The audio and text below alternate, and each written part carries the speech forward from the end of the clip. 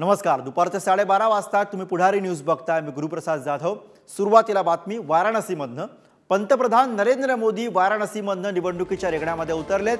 1 जूनला वाराणसीमध्ये मतदान होणार आहे आणि त्याआधी महाराष्ट्राचे उपमुख्यमंत्री देवेंद्र फडणवीस हे नरेंद्र मोदींच्या प्रचारासाठी मैदानामध्ये उतरलेत. फडणवीस 2 दिवस वाराणसीच्या दौऱ्यावरती आहेत. पुढारी न्यूज सुद्धा मोदींच्या वाराणसीमध्ये पोहोचलंय. मोदींच्या प्रचारासाठी भाजपच्या अनेक कार्यकर्ते हे वाराणसीमध्ये आलेले आहेत. भाजपच्या प्रचाराला या ठिकाणी वेग आलाय.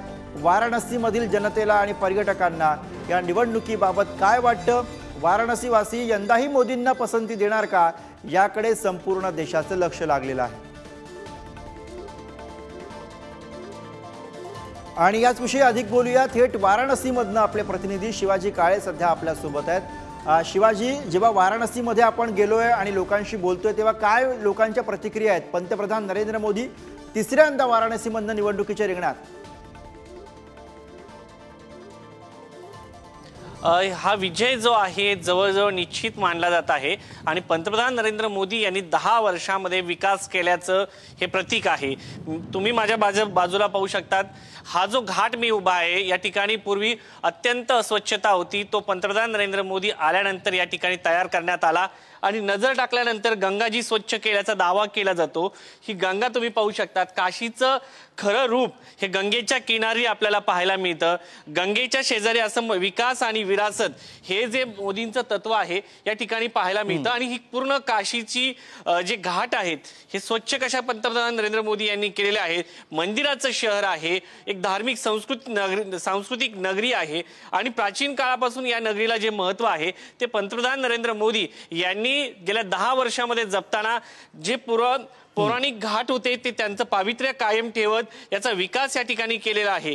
यावेळेचा गुरु विचार केला आपण तर लोकांचं म्हणणं असं आहे की यावेळेस पंतप्रधान नरेंद्र मोदी यांना मोठ्या मतानं निवडून द्यायचं आहे असं लोकांचं म्हणणं पाहायला मिळतं. काही लोकांचं अजूनही म्हणणं आहे की महागाई बेरोजगारी आहे. मात्र मोदी या ठिकाणी आल्यामुळं ज्या पद्धतीने विकास झालेला आहे तुम्ही माझ्या बाजूला पाहू शकतात की हा जो पूल आहे या ठिकाणाहून तिकडे जाण्यासाठी तो देखील मोदी यांच्या काळात तयार झालेला आहे. ही नदी जी आहे ती स्वच्छ करण्याचं काम देखील पंतप्रधान नरेंद्र मोदी यांच्याच काळात झालेलं आहे. भारताची धार्मिक राजधानी, भगवान शिवची नगरी, दिव्यांचं शहर, ज्ञानाचं शहर अशा विविध नावाने ओळखल्या जाणाऱ्या या शहराचं आता पावित्र्य त्याचबरोबर विकासाची गंगा घेऊन पंतप्रधान नरेंद्र मोदी या ठिकाणी पोहोचलेले आहेत असं इथल्या स्थानिक लोकांचं म्हणणं आहे. काही विणकर लोकांचं म्हणणं आहे की त्यांना अजून पैसा मिळणं गरजेचं आहे. मात्र या सगळ्यामध्ये पंतप्रधान नरेंद्र मोदी यांचा विरोध म्हणून जे अजय राय उभे आहेत काँग्रेसचे, यावेळेस इंडिया आघाडीचं म्हणणं असं आहे की त्यांना मोदींचं मार्जिन कमी करायचं आहे. 2014ला मोदी यांच्या विरोधात अरविंद केजरीवाल उभे होते. त्यानंतर त्यांना 3-3.5 लाख मतांनी ते विजयी झाले. त्यानंतर आपण पाहिलं 2019ला हे मताधिक्य वाढलं. मात्र यावेळेस ह्या तडपत्या गरमीमधून मतदारांना बाहेर काढलं भाजपसाठी महत्वाचा भाग असणार आहे. जेवढा मतदार बाहेर पडेल तेवढं मतदान मोदींना पडेल असा विश्वास भाजपच्या कार्यकर्त्यांना आहे. आणि यावेळेस जे मतदान आहे हे मोदींना देशामध्ये सर्वाधिक मतांनी या ठिकाणून विजयी करण्याचं आव्हान भाजपच्या कार्यकर्त्यांना आहे. त्यामुळेच घर घर मोदी या सगळ्या अभियानामध्ये आता इथले जे कार्यकर्ते आहेत त्याचबरोबर देशभरातील सर्व कार्यकर्ते या ठिकाणी पोहोचत आहेत. आज राजधानी दिल्ली मधून या ठिकाणी अनेक कार्यकर्ते या ठिकाणी येणार आहेत. त्याचबरोबर जर पाहिलं तर महाराष्ट्रातून देखील देवेंद्र फडणवीस, आशिष शेलार या ठिकाणी दाखल होण्याची शक्यता व्यक्त केली जात आहे. आणि जो मराठी माणूस वाराणसीमध्ये आहे त्यांना भाजपसाठी मतदान करण्यासाठी ते आवाहन करणार आहेत. कारण या ठिकाणी अनेक लोक हे मराठी लोक आहेत. सोनार कम्युनिटी मोठी आहे. त्याचबरोबर बनारस जे विद्यापीठ आहे त्या विद्यापीठामध्ये देखील शिक्षक म्हणून मराठी माणूस काम करतो. त्याचबरोबर छत्रपती शिवाजी महाराजांच्या काळापासून या ठिकाणी काही लोक जे आलेले आहेत ते वसलेले आहेत. अहिल्याबाई होळकर यांचा एक घाट आहे त्या ठिकाणी मराठी लोक जे आहेत ते सेवा करताना आपल्याला पाहायला मिळते. त्यामुळे जर आपण पाहिलं तर हजारोच्या संख्येनं वाराणसी या शहरामध्ये मराठी माणूस आहे, मराठी संस्कृती आहे. ती आपल्याला पाहायला मिळते आणि त्या दृष्टिकोनातून लोक जे आहेत ते या ठिकाणी आहेत त्याचा प्रचार करण्यासाठी खास करून मराठी माणूस म्हणून देवेंद्र फडणवीस आज 6 वाजता या ठिकाणी गदोलिया या भागामध्ये एक सभा घेणार आहे, लोकांशी संवाद साधणार आहेत आणि पुन्हा एकदा मोदी यांना निवडून देण्यासाठी मोदींचं मार्जिन वाढवण्यासाठी ते प्रयत्न करताना पाहायला मिळते। काल जर आपण पाहिलं तर या ठिकाणी राहुल गांधी त्याचबरोबर दुसरीकडे पाहिलं तर अखिलेश यादव यांनी सभा घेतल्याचं पाहायला मिळालं। याच्या अगोदर डिंपल यादव, प्रियंका गांधी यांनी देखील सभा घेऊन या ठिकाणी मोदींना मतदान करू नका, इंडिया आघाडीच्या उमेदवाराला मतदान करा हे सांगण्याचा प्रयत्न केलेला आहे। मोठा जल्लोष या ठिकाणी इंडिया आघाडी करण्याचा प्रयत्न केला। मात्र इथल्या लोकांचं म्हणणं असं आहे एवढा विकास केल्यानंतर आम्ही जर विरोधकांना मतदान करणार असो तर कोणीही लोकशाहीमध्ये अशा पद्धतीने विकास करणार नाही। त्यामुळे एवढा विकास झालेला आहे आणि या विकासाच्या पुढे देशाचा पंतप्रधान आम्ही निवडून देतो याचा आम्हाला अभिमान आहे आणि हा विकास या ठिकाणी आपल्याला वाराणसीच्या प्रत्येक गल्लोन गल्ली पाहायला मिळतो। कारण इथून मागच्या ज्या गल्ल्या होत्या छोट्या छोट्या गल्ल्या त्याचं मोठ्या रस्त्यामध्ये रूपांतर करण्यात आलं आहे। मोठी रस्ते पंतप्रधान नरेंद्र मोदी यांनी या ठिकाणी निर्माण केलेले आहेत आणि लोक या ठिकाणी विश्व कॉरिडॉर जो आपल्याला पाहायला मिळतो की मोठी जे मंदिर आहे बाबा विश्वनाथ यांचं ते देखील या ठिकाणी तयार करण्यात आलेलं आहे आणि त्यासोबतच जर पाहिलं तर मोठ्या प्रमाणात भाविक या ठिकाणी येतात, या लोकांना रोजगार देखील मिळालेला आहे। अजूनही काही प्रमाणात बेरोजगारांची समस्या या ठिकाणी आहे। मात्र या ठिकाणी मंदिराचं ज्या पद्धतीने काम झालेलं आहे, लोकांना स्वच्छता मिळत आहे, रस्ते मोठे आहेत आणि त्यामुळे मोठा रोजगार जो आहे मोदी वाराणसीमध्ये निर्माण करण्यामध्ये यशस्वी ठरल्याचं आपल्याला पाहायला मिळते। गुरु शिवाजी, यात महत्त्वाचा जो मुद्दा आहे तुम्ही हायलाईट करताय तो म्हणजे नरेंद्र मोदी यांचा विजय जवळपास निश्चित मानला जातोय, मात्र हे मतांचं जे प्रमाण आहे, मतांचं जे मार्जिन आहे ते वाढवण्याचा कुठेतरी टास्क हा भाजपसमोर असणार आहे। उन्हाचा फॅक्टर बघता किती कष्ट यासाठी घ्यावे लागणार आहेत?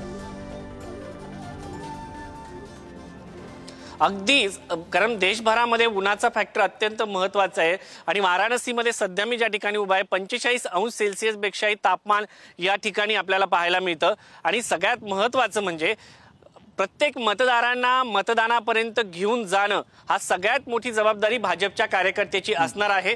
आणि आपण जर पाहिलं तर दुपारच्या पासून संध्याकाळपर्यंत या ठिकाणी उन्हाच्या झळा ज्या आहेत त्या जाणवताना पाहायला मिळतात। त्यामुळे सकाळपासूनच भाजपच्या जो कार्यकर्ता आहे, जो मतदार आहे त्यांना बाहेर मतदानासाठी घेऊन येणं भाजपसाठी मोठा टास्क बरोबर, त्यामुळे हा मोठा टास्क असणार आहे आणि तो आता भाजपचे सगळे नेते कसा पार पाडतात बघायचं। धन्यवाद या सगळ्या अपडेटसाठी शिवाजी। पुढे जाऊयात, गेल्या 10 वर्षांमध्ये पंतप्रधान नरेंद्र मोदी यांच्या नेतृत्वामध्ये काशीचा चेहरा बदलण्याचा दावा भाजप करते आणि या संदर्भात आमचे दिल्लीचे प्रतिनिधी शिवाजी काळे यांनी वाराणसीमध्ये दर्शनासाठी आलेल्या भाविकांशी थेट संवाद साधलाय, बघूयात।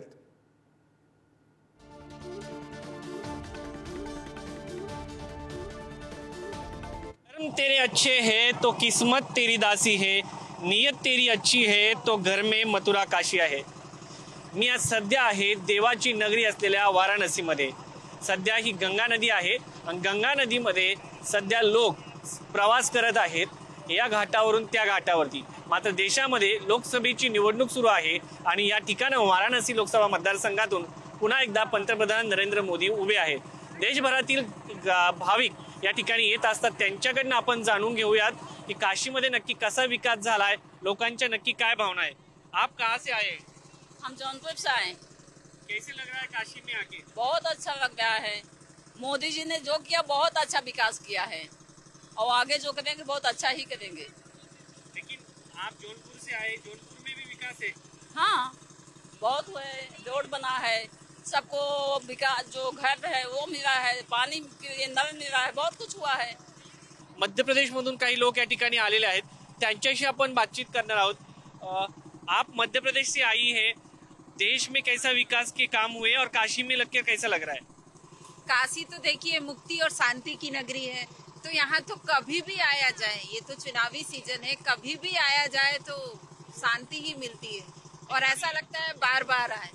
इलेक्शन चल रहा है, मोदी जी यहाँ से खड़े हैं और यहाँ आने के बाद आपको कोई परेशानी हुई? कैसे काम यहाँ पे हुए हैं? नहीं, परेशानी तो नहीं हुई, विकास तो काफी हुआ है जो दिखता है ना। और खासकर बीजेपी की सरकार है तो धार्मिक स्थलों का तो काफी विकास हुआ है। या ठिकाणी जर आपण पाहिलं तर बाकी देखील लोक आहेत, त्यांच्याशी आपण बोलण्याचा प्रयत्न करूया। आप काशी आ रहे हैं, कैसा लग रहा है आने के बाद? बहुत अच्छा लग रहा है भैया। और यहाँ पे काम कैसे हुए? यहाँ बहुत अच्छा काम हुआ है। आप कहाँ से आए? हम तो बिहार से आए हैं। और बिहार में कैसा काम हुआ है? बिहार में भी अच्छा काम हुआ है। लेकिन काशी में अच्छा हुआ है। काशी में बिहार से ज्यादा अच्छा हुआ है। यहाँ की सड़कें कैसी लगी आपको? बहुत अच्छी लगी। तर लोकांची जी प्रतिक्रिया आहे पंतप्रधान नरेंद्र मोदी आणि त्यांच्या कामाबाबत ही चांगली असल्याचं पाहायला मिळते। खास करून काशीमध्ये जो विकास काम झाला आहे, रस्ते झालेले आहेत आणि घाट जे स्वच्छ झालेले आहेत, त्यामुळे लोकांच्या मनामध्ये पंतप्रधान नरेंद्र मोदी यांच्याबद्दलचा आदर आणखी द्विगुणित झालेला आहे। त्यामुळे लोकसभा निवडणुकीमध्ये या सर्व कामांचं प्रतिबिंब दिसून येतंय का हे पाहणं महत्त्वाचं आहे। कॅमेरामॅन अनिलसह शिवाजी काळे, पुढारी न्यूज, वाराणसी।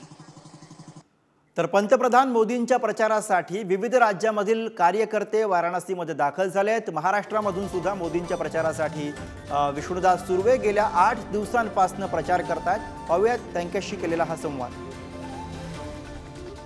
माझ्यासोबत बीडहून या ठिकाणी पंतप्रधान नरेंद्र मोदी यांचा प्रचार करण्यासाठी आलेले विष्णू महाराज सुरवसे आहेत। त्यांच्याशी आपण बोलणार आहोत। त्यांना का मोदीचा प्रचार करावासा वाटला आणि गेल्या 10 वर्षांमध्ये हिंदू धर्मासाठी मोदींनी नक्की काय केलेलं आहे हे त्यांच्याकडनं आपण जाणून घेणार आहोत। तसं जर पाहिलं तर असं म्हणतात की धर्म जात ही निवडणुकांदरम्यान आणायला नको, मात्र भाजपचा जो सगळा प्रचार सुरू आहे तो धर्माच्या माध्यमातून सुरू आहे। तुम्ही देशभर फिरताय, काय गेल्या 10 वर्षांमध्ये तुम्हाला मोदीच्या नेतृत्वामध्ये पाहायला मिळालं? धर्माचे पालन करणे पाखंड खंडन, हेची आम्हा करणे काम, बीज वाढवावे नाम। या संतांच्या संत वचनाप्रमाणे आज तुम्ही जे म्हणताय भाजप हे धर्माच्या नावावरती राजकारण करतंय किंवा धर्माच्या नावावरती मतं मागितले जातात,